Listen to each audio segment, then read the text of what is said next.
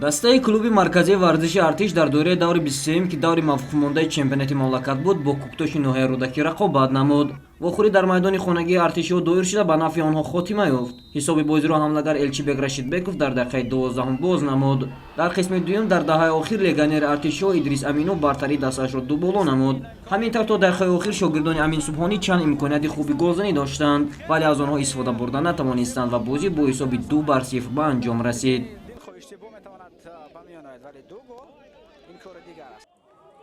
вохӯрии дастаҳои Хуҷанд ва Хатлон дар даври 23-ми чемпионати миллии мамлакат оид ба футбол байни дастаҳои Лигаи олӣ дар варзишгоҳи 20-солагии Истиқлолияти Тоҷикистон воқеъ дар шаҳри Хуҷанди вилояти Суғд баргузор шуд. дар ин дидор футболбозони дастаи Хуҷанд тими Хатлонро шикаст доданд. дар қисми аввали бозӣ ба футболбозони ҳарду даста кушодани ҳисоб муяссар нашуд. дар дақиқаи 53-ми вохӯрӣ бозингари дастаи Хуҷанд Артём Сердюк ҳисобро кушод. дар дақиқаи 75-ми вохӯрӣ бошад, бозингарони дастаи Хуҷанд қоидаи бозиро дар назди дарвозаи худ вайрон карданд ва аз тарафи довари бозӣ зарбаи ҷаримавӣ таъин карда шуд.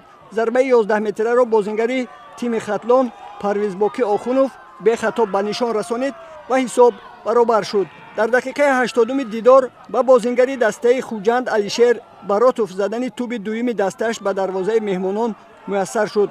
дар 10 дақиқаи боқимондаи дидор бозингарони ҳарду даста ҳисобро тағйир дода натавонистанд ва вохӯрӣ бо ҳисоби 2-1 ба фоидаи соҳибони майдон анҷом ёфт. тими Хуҷанди Хуҷанд айни замон бо 48 имтиёз баъди дастаи Истиқлоли Душанбе дар зинаи дуюм ва тими Хатлон бо 32 имтиёз дар зинаи панҷуми ҷадвали чемпионати миллии мамлакат оид ба футбол байни дастаҳои Лигаи олӣ қарор доранд.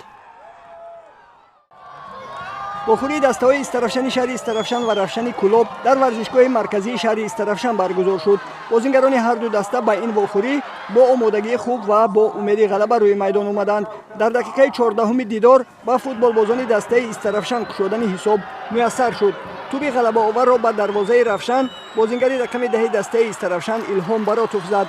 то охири қисми аввали бозӣ ва дар 45 дақиқаи қисми дуюми вохӯрӣ ба бозингарони ҳарду даста дигар имконияти тағйир додани ҳисоб муяссар нашуд. ҳамин тариқ бо ҳамин ҳисоб дидори ин ду даста дар ин давр ба анҷом расид. бозингарони дастаи Истарафшан баъди даври 23-ум бо 35 хол дар ҷои чорум ва футболбозони дастаи Рафшан бо 29 хол дар мақоми шашуми ҷадвали чемпионати мазкур қарор доранд.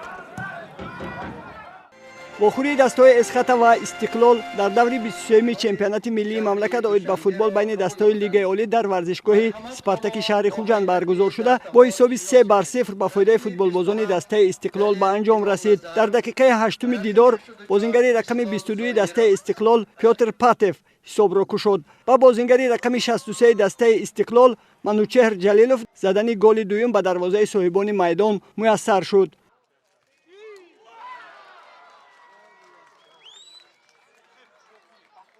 дар қисми дуюми вохӯрӣ низ меҳмонон пешсафиро аз даст надоданд. Рустам Соиров бозингари рақами 9-и дастаи Истиқлол дар дақиқаи 65-уми бозӣ боз як туби дигар вориди дарвозаи Хуҷанд кард ва вохӯрӣ бо ҳамин ҳисоб ба фоидаи меҳмонон ба анҷом расид.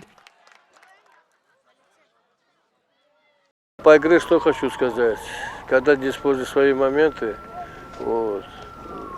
вот получается 2 стандарта. И во втором тайме, конечно, в середине никто не отменял, что нельзя нарушать игровую дисциплину. Когда вот игровая дисциплина нарушена, вот получается удаление, карточки и вот третий гол в наши ворота. Мы контролировали игру, забили в первом тайме 2 мяча хороших.